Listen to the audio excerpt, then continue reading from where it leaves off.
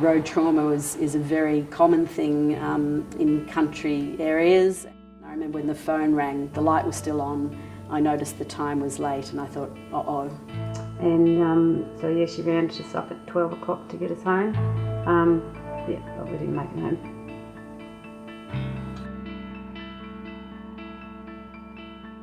So I'm one of 7 children. I'm number 6. I have 4 brothers and had 2 sisters. I probably really looked forward to her coming home from Melbourne and bringing me presents, really, and looking at what her hairstyle was like and, all the exciting things she was doing in Melbourne for a little girl in Elmore was pretty cool to hear about. Again, it was just another sort of, lively weekend in our family. My brother Laurie was in the grand final with Sandhurst. It was very exciting for someone to be in a grand final, and as per usual, that meant in our family that lots of people came. So Kate and her fiancé Spiros had come from Melbourne the night before, I think, and we went to a party, and that was pretty exciting because there was all these young guys drinking and having fun, and everyone was really in a celebratory mood.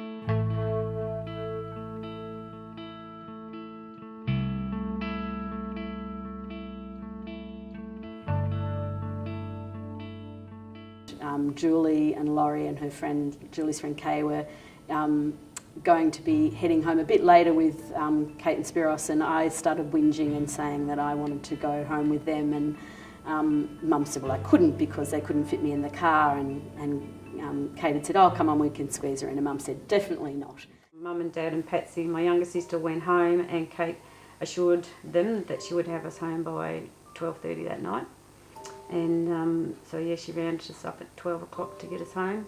But we didn't make it home.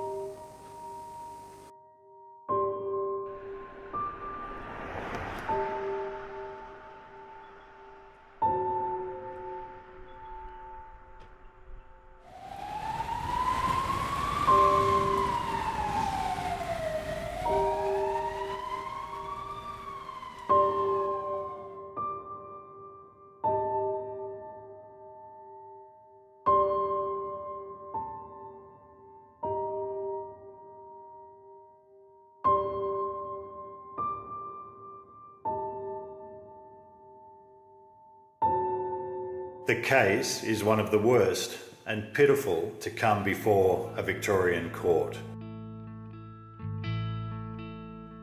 Therefore, I may conclude that the plaintiff had above average ability as a student. The plaintiff was a popular, outgoing girl, fond of dancing.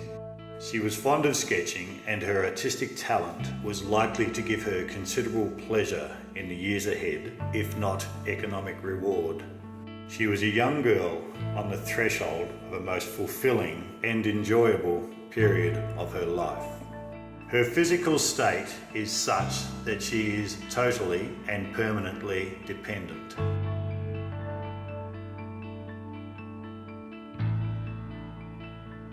I am unable to accept the submission that Dr. Colville's evidence should be preferred to that of Dr. Burke on the matter of life expectation.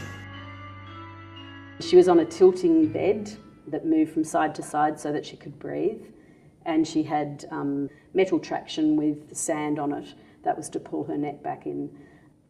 So having Kate come home, as an adult and then as someone who needed full-time care, shifted the dynamic in the family enormously. Mum in particular became the major carer, and that meant 24-hour support for Kate. We had less freedom because we had to be around also to help Kate. So really from when I was 12 on, I'd have to say that I didn't determine what my life would be like socially or anything else. It was really, the priority was looking after Kate. Maybe 5 years or so before she started the actual painting, and that was, I had an uncle who believed that she could do it and encouraged her to do it, and persisted until she did take up the paintbrush and do it, and she never looked back. She just changed her life, I think, for the better. Did she paint every day? Every day, every single day.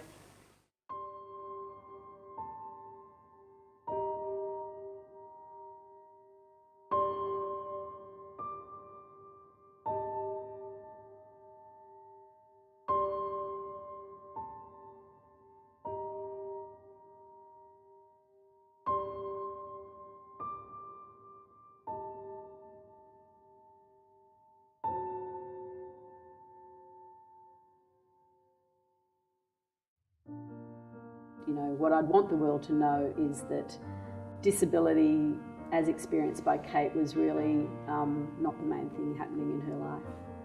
She was very, very focused on being herself. It is about who you are, not a label that anyone else gives you, or an impairment doesn't define who you are.